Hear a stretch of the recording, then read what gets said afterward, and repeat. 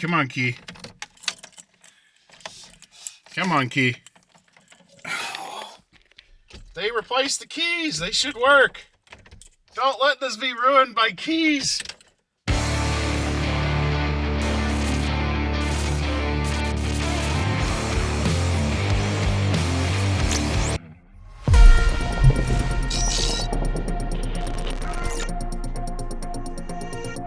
Hello and welcome to the shop. I'm Jared and this is the Questionable Garage, and this next to me is my 1997 Chevrolet S10. But it's not just any S10.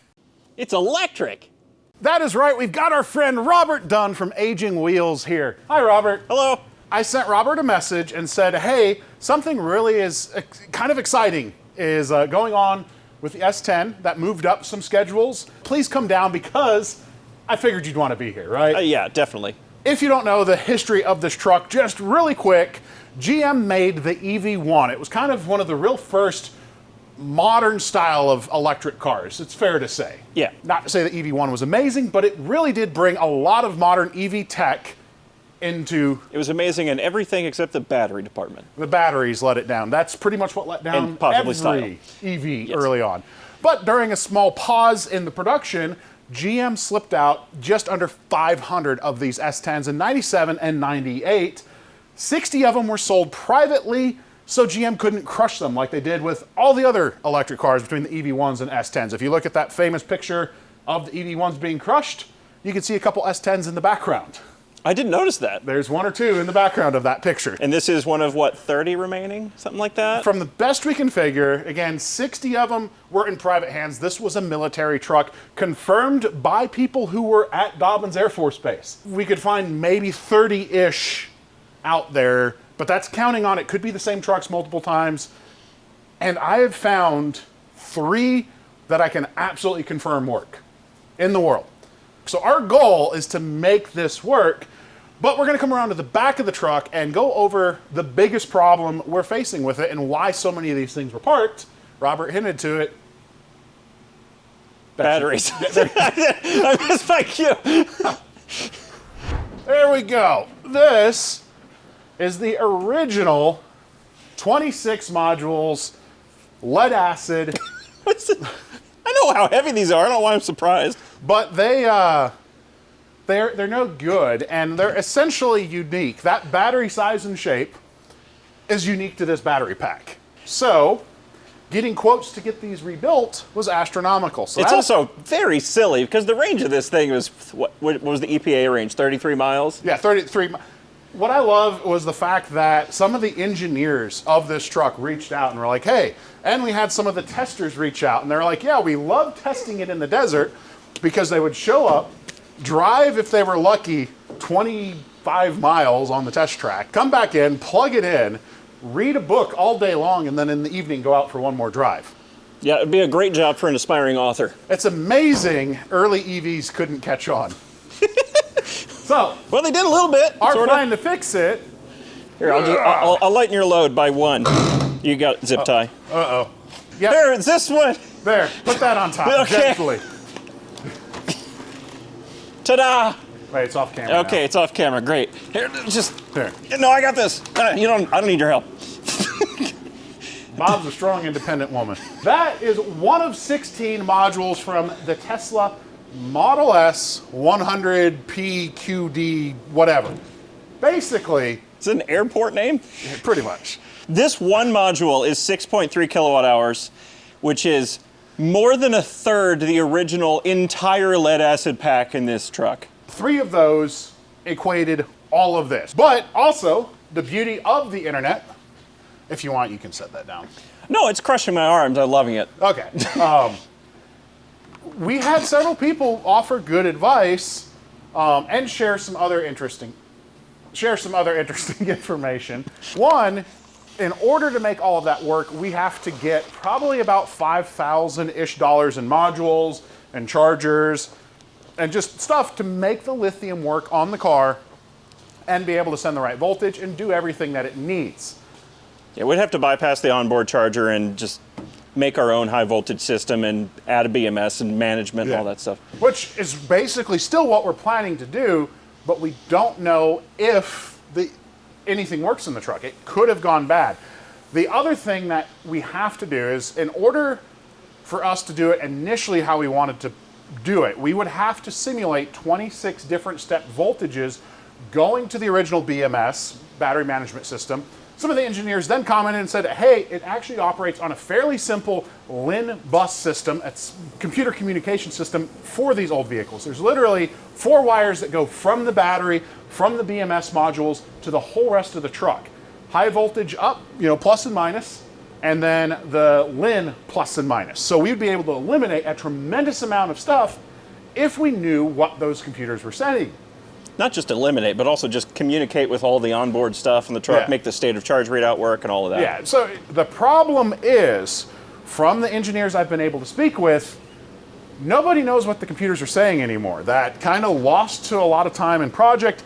The paperwork that's available and what is known still, no one knows what it says. The ones and zeros.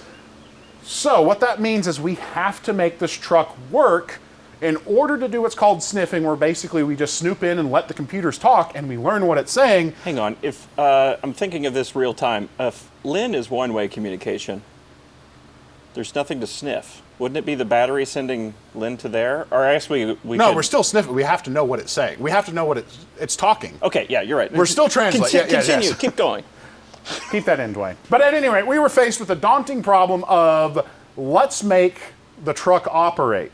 And in order to do that, I needed 26 batteries, 12-volt batteries, that we could basically build a battery pack out of. I suggested we go buy a Ford Lightning and then just hot wire the battery to it, but he said, no, that sounds dangerous or whatever. Expensive. That sounded expensive. Well, we don't have to pay for the Lightning. So that's where a longtime channel partner that I love working with, because they support crazy ideas, said, hey, let's do it. So 1 second. That's right. They stepped up and gave us 27 of the Super Start batteries, so we can hopefully have one of 4 or 5 driving S10s in the entire world. Briefly, because it's short range. Listen, it's in theory, we did the math. We should have almost 50% more range than stock. This is true, but they're also not deep cycle batteries, they're starter batteries. Right, but still on the math of energy capacity. This is true, yep. We did a whole lot of math. Very simple math, but a lot of it. Regardless, we've got 27 MS batteries. We didn't go deep cycle, one, because the starting battery has higher discharge potential than a deep cycle, meaning in theory we can go faster, quicker, accelerate quicker. It's software limited, but yeah. Also, they did not have 26 deep cycles available at the time. Apparently, we've wiped out the inventory of 27 MS batteries for a little while. Sorry if you wanted to get your boat on the water. Did they happen to have exactly 26 of them? They had a couple extra, but not many. Also, they threw in, we've got an extreme duty, remember the magical 27th cell literally just being an underhood battery. So we've talked enough, we've prefaced this enough. We're gonna set up cameras and go over how we're gonna build this battery pack and see if we can make it work. Jankily, temporarily. Listen, if it starts driving, I may just detail it and just go. I don't need a bed. It's a Cybertruck. You got the battery in the bed. Exactly. This was the original Cybertruck. All right, let's get the bed clear. Oh yeah, I gotta put the strap in. I bought one. Oh my goodness. It's like they started to fix it. The bolts are loose. They're loose on this side too. Watch the fuse. I don't need your help. You know what I'm looking forward to the most? Retirement? 52 wire crimps. All right, let's slide this back. And it's actually, this is heavy. Ow. Oh, it's full of water. That explains it. That's exactly what Oh. Nice. This is a really cool design of battery pack. Coda copied this, calling it. They should file a lawsuit. Where do you want to move? This was TP6. I don't know what that means.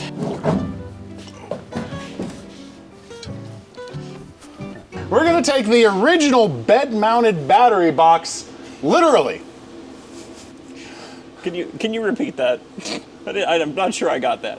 The bed battery box? Yeah, it's gonna be a bed battery box. Bed battery and beyond. Yep. Okay. Lawyer, we're not being required to say this, but I'm gonna say this because later on the lawyers may ask for it. Never heard anyone just shout lawyer. Lawyer! Lawyer!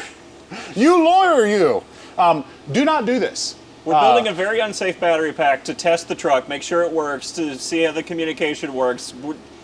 It will be an unsafe vehicle to be around because you could just reach in and bridge the high voltage with your handsies and be deadsies. It is going to have some wood cut out eventually that's going to cover, limit, and essentially the people who know are going to be around it. And if you remember when I tore apart the other battery box, there were never insulated gloves because it was completely dead.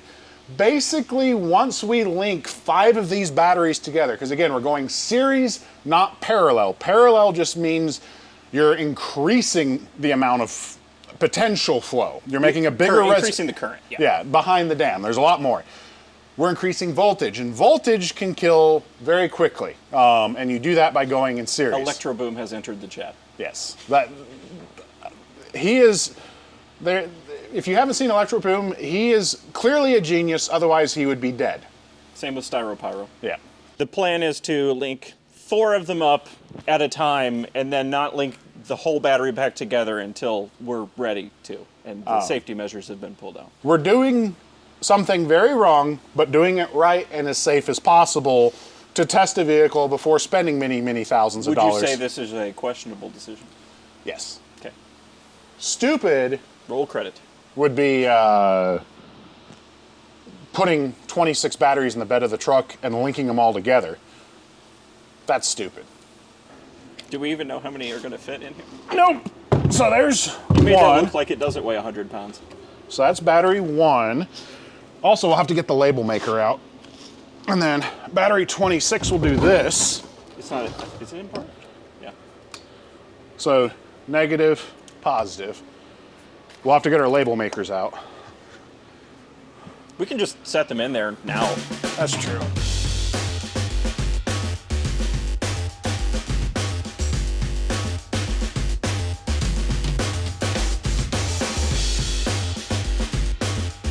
Also, absolute massive shout out to WireCare. I realized I didn't have enough heat shrink to make all of our battery cables, and they overnighted me 50 feet. So, thank you, Steve, and the WireCare crew.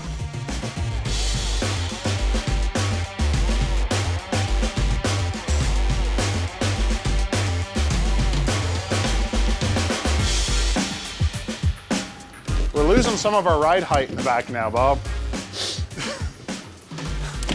Oh, this is a fantastic camera angle.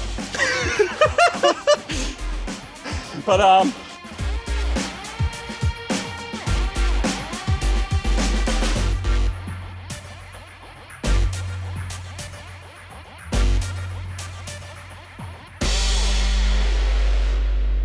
right, there we go. 84662. I can count. This is ridiculous. This is so stupid. Man, I can't imagine why lead acid EVs didn't catch on.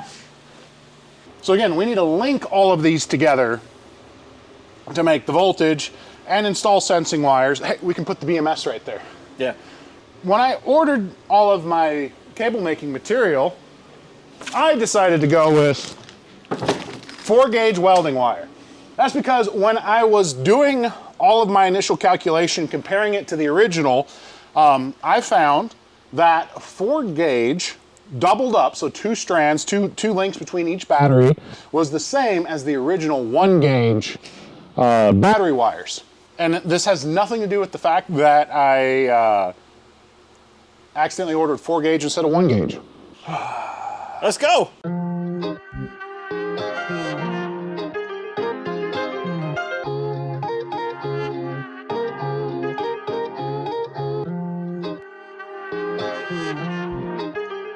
Start it up.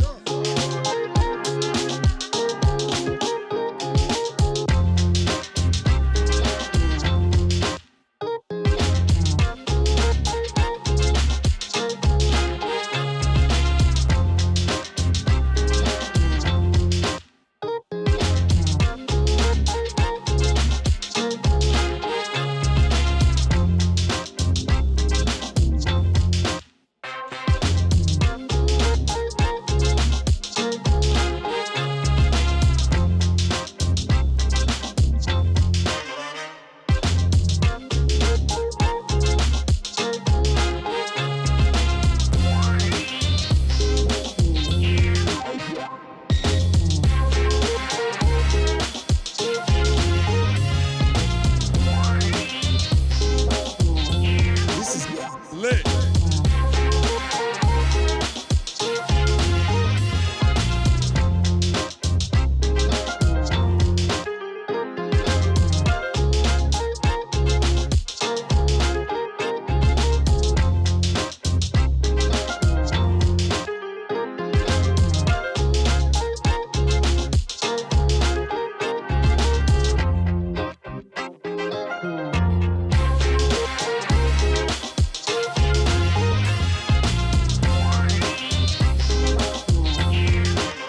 All right, what have we been up to? Well, I've been in the front. You saw a little bit of that time lapse where I have rerun all of the vacuum lines.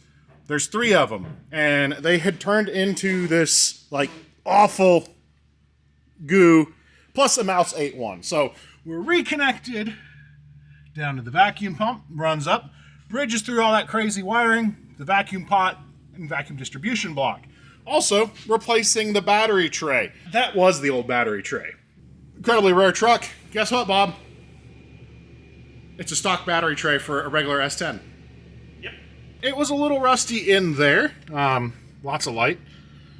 You can see, but one of the body nuts, the U-nuts, totally came apart. The bolts absolutely rusted, and the U body nuts behind it were destroyed. So I got to go get some new ones, and we can drop in our new battery tray and get our... I love that we're putting the Extreme Superstart, like, top tier monster battery in to handle lots of cold cranking apps. And what all does that front battery have to do? Run the radio, blinkers, lights. Those incandescent lights, they draw millions of amps.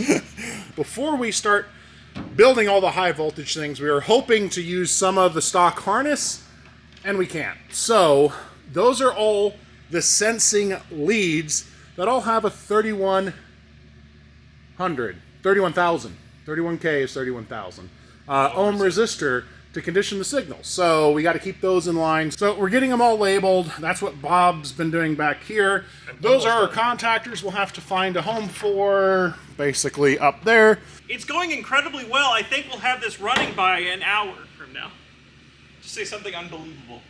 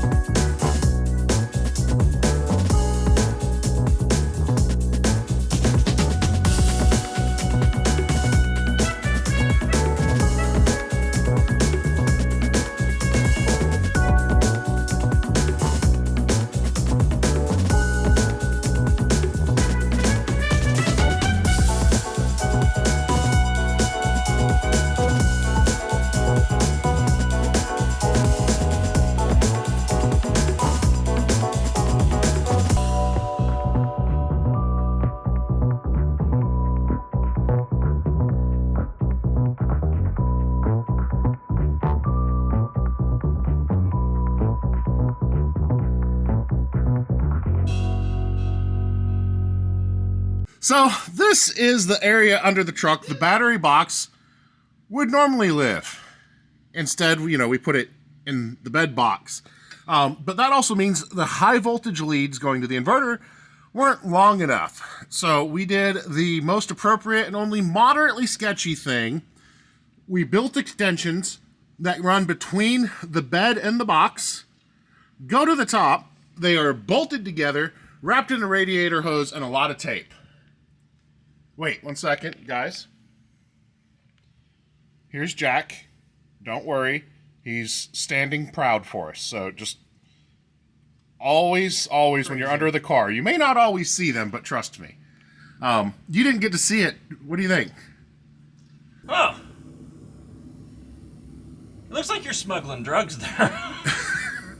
So we've got that. It is fully secure all the way up and plugged in. I just need to go to that side. We also had to lengthen. We thought there was only 2 communication wires, but that snake in front of Robert was an additional 20 wires I had to lengthen. With this lovely Delphi plug on the end. Yep. So I got to get that kind of plumbed in the way we want and plugged in, and then you've got 21 more cables to make. Something like that. It's an even number, though. And then we get to do the, like, really exciting thing, and... It's so empty under here without that huge battery tray. And with no lever axle, no drive shaft, no so exhaust. much room for Tesla modules. I think the idea of just building our own box makes the most sense, because we have total freedom of placement. But I want to drive the truck. So that's what we've been doing. Here in a second, I will jump up top and show you the status of the bed. All right, this is the current status, and it looks like a mess because it kind of sort of is. We're having to fan out 26 voltage sense wires. We have to link all of them. We have a shunt resistor and a fuse. What's fun is the fuse is in the middle of the battery pack. Yeah, it's kind of an unusual layout. There's normally a mid-pack disconnect in modern EVs, but this is a very manual version of that. And permanent. Well, I mean, you could unbolt it and then, but yes. Yeah, then you have to put a new fuse in. But our plan is we've bought some boards and we're literally just going to run wood across the bed, mount the resistor, the shunt resistor and fuse. We're going to do one in the front for the contactors, BPM, and whatever that other sensor readout is. That's going to live roughly there. These are our wires. Coming up from the bottom, we're not drilling holes because, again, this is basically a temporary setup. We want to make the truck drive. And what was the horsepower configuration that you discovered our Super Starts could support? Was it 300? Hold on. Pause for math. It was... Robert gets distracted and goes off onto tangents, and he did some math and was like, oh, actually, we could make X number of horsepower with our Super Starts. 351 is what these are capable of putting out at 0 degrees Fahrenheit. So more at current temperatures. As Robert put it, this is Derek from Vice Grip Garage in 50 years. He's going to find a Tesla in the woods and go by O'Reilly with 26... Well, actually, for a Tesla, he'll need like 52 batteries. Yeah. And just wire stuff together. This becomes very dangerous very soon. You're going to see insulated gloves come on. I'm going to ask you, don't do this at home. You understand compounding voltages, and it gets lethal. But connect more than 4 of these together, and you enter danger zone. That's 48 volts with 4 of them connected together. One more 12-volt battery on there. That's beyond safe handling. So, is what I've been told. We are going to be doing this, and we're going to be driving it because it's a Cybertruck.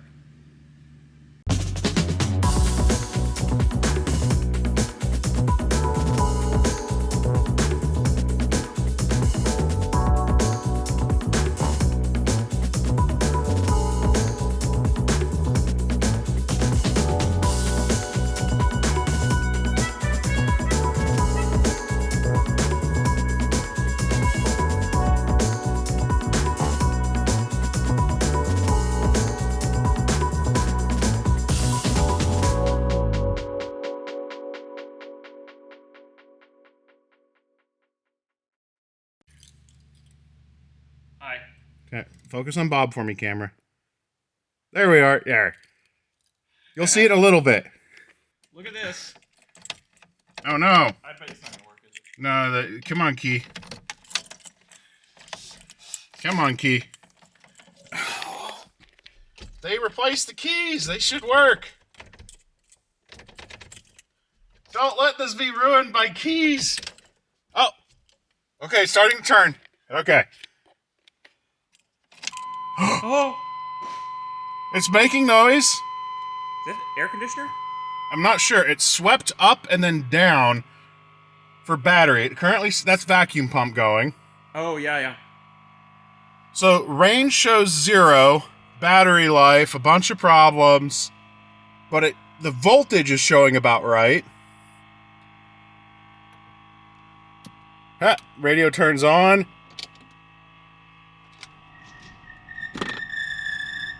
That's blower. Okay. You're delaying the starter, aren't you?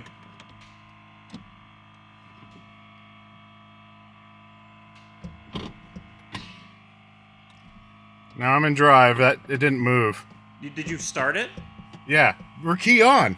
No, not key on. Did you ignition start it? Yeah. You did? Contactors didn't do anything. No, I mean, did you hit the start detent? Yeah. Oh. Let me try. Off. Listen for contactors back here. No, so look at the battery life. It's E. Yeah, we probably have a connection wrong or something.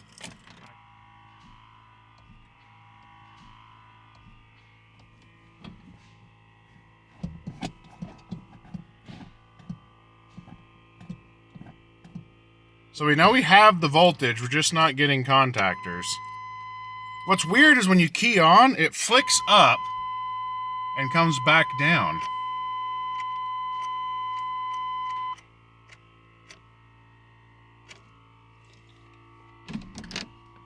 Can I see it? Not just, not because I think you did anything wrong. Yeah, no. I just want to experience it.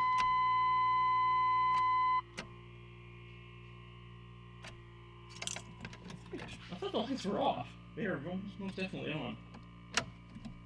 No, those are on now. There, see? Come on. What are we doing wrong? Is there some weird trouble code? We don't know. Because we got service life, battery.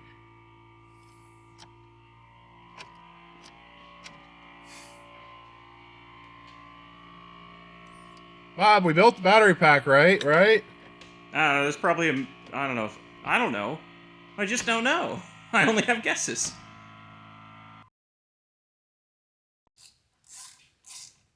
So after a disappointing night,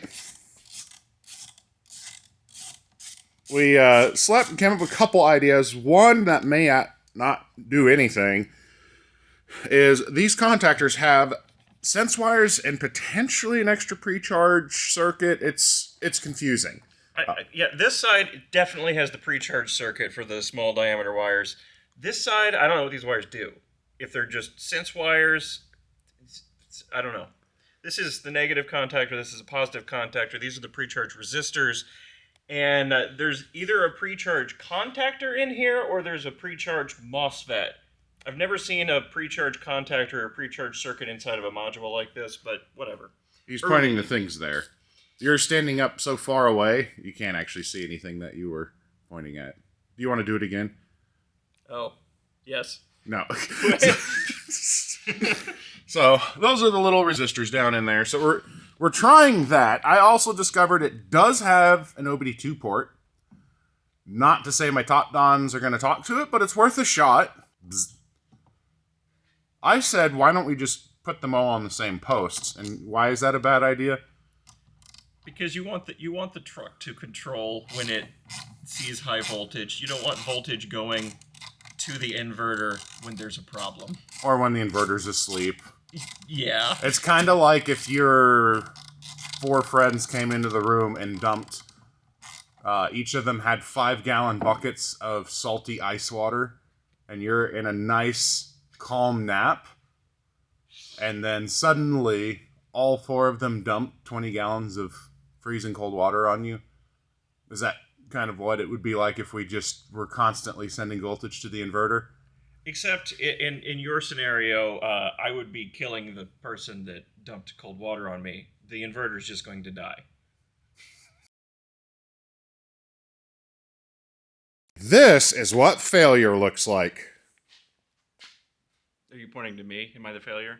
No, the truck. We, using all available information, have gone front to back on this truck, diagnosed everything we possibly can, and I'm at the point, and Robert kind of agreed, I need to kind of forcibly apply some voltage and some wires to see how a computer reacts, and we don't know 100% which one it is.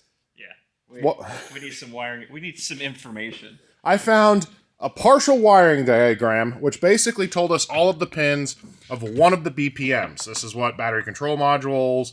Yeah. This is what controls everything. The one plug is 100% correct, and that is our battery pack. It's all of our sense wires and the shunt wiring, and that is perfect. Every voltage is exactly what it should be. We experimented changing polarity on the contactors, which technically should mean do absolutely nothing. Like, there's no reason that should matter, but we did anyway. I verified all 20 pins that we extended have continuity. They go where they should be. And the start, so when we turn the key on, 12 volts comes back. When we check the orange wire, which in GM world, orange is accessory 12 volt hot, and that's hot. But when we turn the key, the purple wires and the yellow wires, which are the two basically start signals on this generation, General Motors, purple and yellow are your start. Usually it's yellow off the key switch, then purple to the starter. And what we're not getting is the contactor control is not getting its signal to start. It's not doing anything at all. Yeah. It's just, neither one of them, well, I mean, that wouldn't make any noise, but it's not, the truck is essentially, aside from the voltmeter gauge that appears to be working, it's behaving like there is no battery pack and no battery pack communication whatsoever. Something somewhere just isn't there. And is it communicating? Is it working? It could be a fault. It could be a trouble code that needs to be cleared. We don't know. It could be a wire somewhere that's been eaten by a mouse. Could be, I don't know, Elon put a hex on your not a Cybertruck. We don't know. So where does that leave us? I don't know right now. Robert has dogs he needs to go take care of. He got a call from the vet, and they don't have any more food, so they said they're just going to lock him up and not even walk him anymore. Yeah, totally. Jared does not make things up, ever. So he needs to get back home. I'm going to spend the evening. I've got one good friend who probably has the biggest private collection of EV1 stuff without physically owning either a truck or a car. He's not in town, but he gets home much later tonight, so he's going to try to hopefully see if he might have the wiring diagram I need. There's a couple people I'm going to reach out to, because I really don't want to end the second episode of the year without driving. We have life. It powers up. Radio works. Gauges do things, but it doesn't move. Kind of like this thing. It fired up and gauges moved, and it did a lot of exciting things, and then I had to take it all apart to fix it. Okay, so for for your third video, third time's a charm, just go buy a used car from a lot so you can have one that drives. That's your success. No. No? How am I going to buy one of these or one of those? No, it doesn't have to be one of these or one of those. Or it does. Buy a regular S10 or a regular 300 ZX. You're trying to be Australian now. I don't know why I said Z there. So, oh, magnet charger. Here, quick, let's teleport over there. Jump, Robert. Jump transition. Better than that. Ready? 1, 2. Look! More broken! It has the screen is... Where's the screen? Right there. Where do you point? So, more things that are smarter than Jared and my expert. A lot of moisture has gotten in here, and as we're looking, transformers are rusty. We've got a swollen capacitor or two. A lot of dust, a lot of badness. And I didn't even notice that. I don't know. All of the coating on the boards. Oh, yeah, that's the exciting thing. Yeah, the coating flaking up. The missing solder where components belong on the other side of it. So my charger's no good. A professional diagnosis is it's toast. So, if you know how to fix something like this and you want to make a YouTube video and, maybe send it back working, hit me up, because I'm going to need a magnet charger for a short while, because we need the truck working and chargeable, because I don't want to have to take the battery pack apart, charge 26 individual 12-volt batteries, and then reassemble. I don't see the issue there. Every 30 miles. I think you're just being lazy.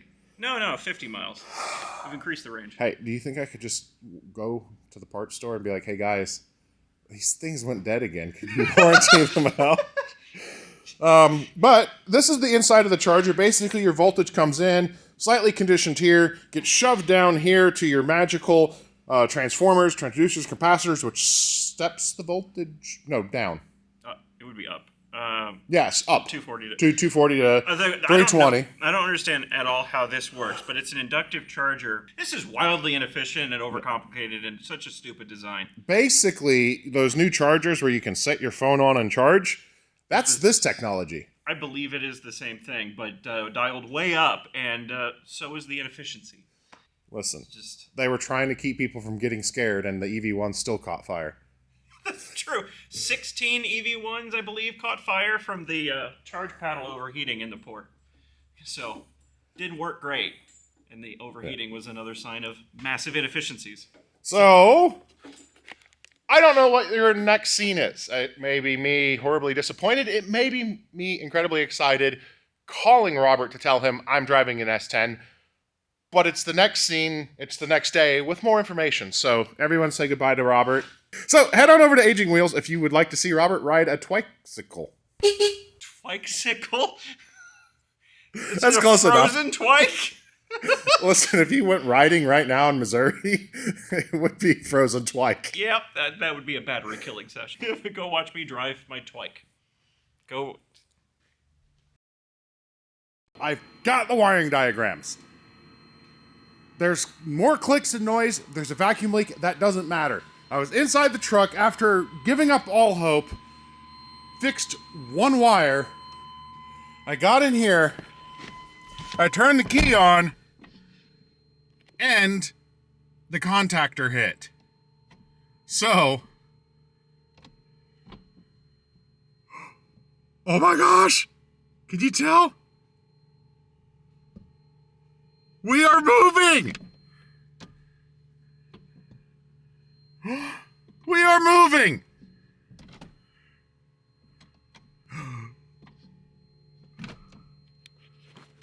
I was so worried. I got power steering. I learned a lot about these things in the last 2 days. Holy cow. This is the 5th one in the world that can move. I'm gonna tidy up a couple things and get a camera, and we're gonna go for a little drive. It works.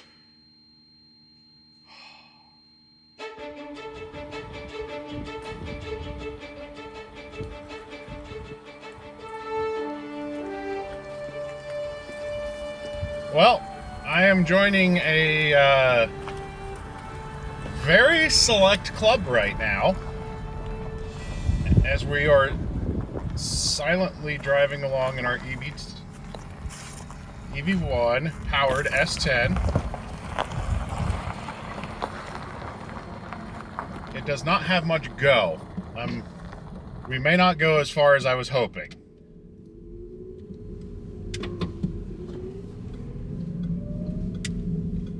Uh-oh.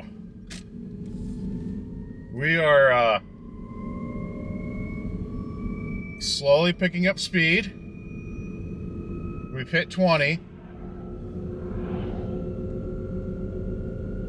I don't know if we have much more than this. We're going. We're 20, 24. I don't think we have any more than this. Oh, we're going down the road, not very quickly. This is not going as well as I had hoped at all. We are quickly forming a traffic queue. We're gonna turn off on this road here. Well, regen works. It started regenning, but we got 20 mile an hour. That's all we got. We've relegated the vehicle to a parking lot instead. Probably a little bit safer for everyone. Editor Dwayne's in the passenger seat. Decided he wanted to join the incredibly rare club of people who have been in one of these, and it's got the little mechanical engine, the motor whir as you accelerate. It's okay pickup. Again, lead acid does not deliver power perfectly. One of the big reasons I went with the super starts that I did is they matched the voltage profile of the Panasonic cells pretty well. They had all of that energy in a really lightweight package, relatively speaking. And by light, you mean very heavy. Yeah. But let's see, full throttle.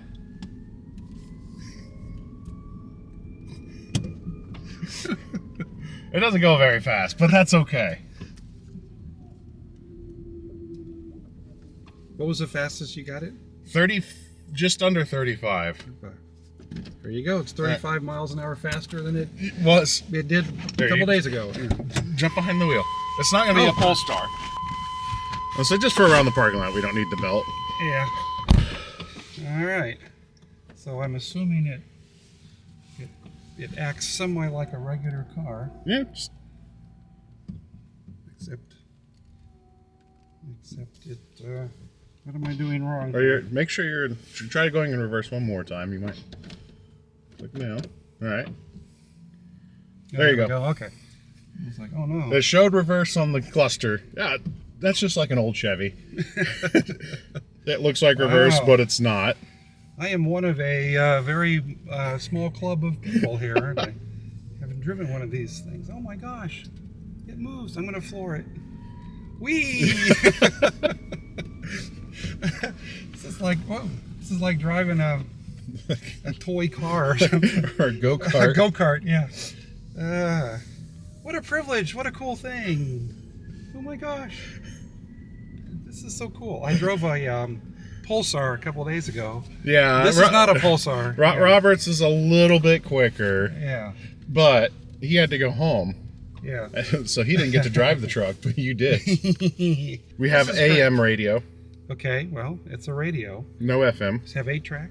Has AC, heat, Okay. tilt steering, cruise right. control, like all the things you really want. Instructions for when you're on the runway. Yep, I plan on doing that. So, But now there's a whole lot of. We needed to put together a Raspberry Pi to then sniff all the communication that goes forward and back. There's a whole lot more. I think we can go back to the shop and then I'll do the breakdown of everything that needs to happen. Do you want me to drive? If you feel comfortable, it's I'll probably should buckle up. It's not a very long drive on the street, but you don't want to get pulled over for not having a seatbelt. right. Okay, we'll be safe. Here we go. Now my wheels in motion and my windows open with the wind blowing in my hair. I'm driving down the highway, gonna do this my way. I can feel it in the air. Here I go. It sounds fantastic. It makes all kinds of fun noises. We just don't have a lot of speed.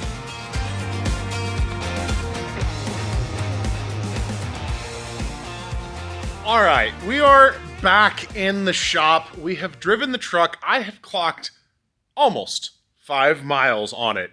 It is, it's cool. I am so excited to be able to take these next steps in reviving this truck and giving it the modern battery pack and real range.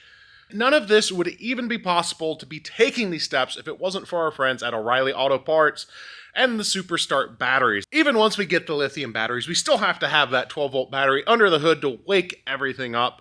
And I will tell you, we put that poor little Super Start Extreme to torture while we were trying to diagnose why this thing was not turning on, and it did everything perfect for us. It held on, and man.